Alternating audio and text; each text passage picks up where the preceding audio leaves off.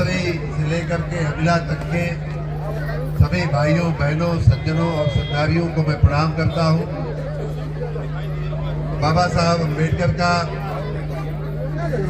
आज का ये अवसर, अभी हमारे साथ गोरखपुर के हमारे भारतीय जनता पार्टी के क्षेत्रीय अध्यक्ष श्री सहजानंद राय जी उपस्थित हैं। भारतीय जनता पार्टी के संगठन में बहुत बड़ा ओहदा होता है, बहुत बड़ा पद होता है। बहुत सारे जिले के निर्देशन में चलते हैं। वो बता रहे थे और हम सब भी अनुभव कर रहे हैं कि भारतीय जनता पार्टी की सरकार जब से आई है तब से बाबा साहब अम्बेडकर की जयंती मनाने का सिलसिला और बेहतर हुआ है और तेज हुआ है और इसका भी प्रत्यक्ष अनुभव भी हो रहा है। मैं स्वयं अपने बहुत सारे ढंग से भी पिछले 3 यहाँ उपस्थित सभी लोग उसके साक्षी हैं।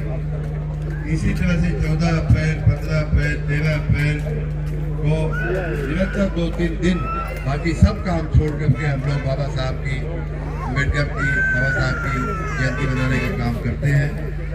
और ये करना भी चाहिए। करना इसलिए चाहिए, दुर्भाग्य ये रहा कि पहले नहीं होता।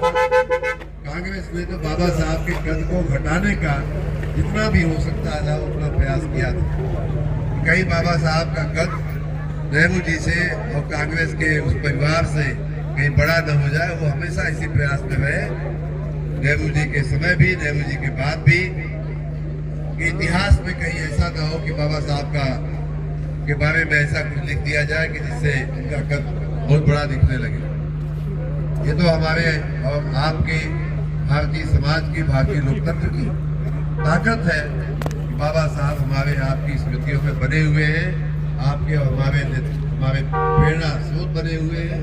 मैं उन्हें आज आपके सहित आप सभी के साथ अपने श्रद्धा सुमन अर्पित करता हूँ, नमन करता हूँ, अपनी श्रद्धांजलि अर्पित करता हूँ।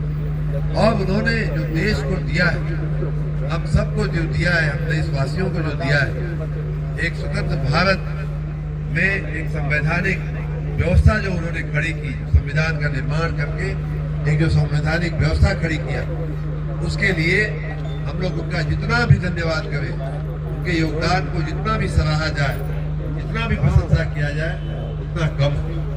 मैं कई बार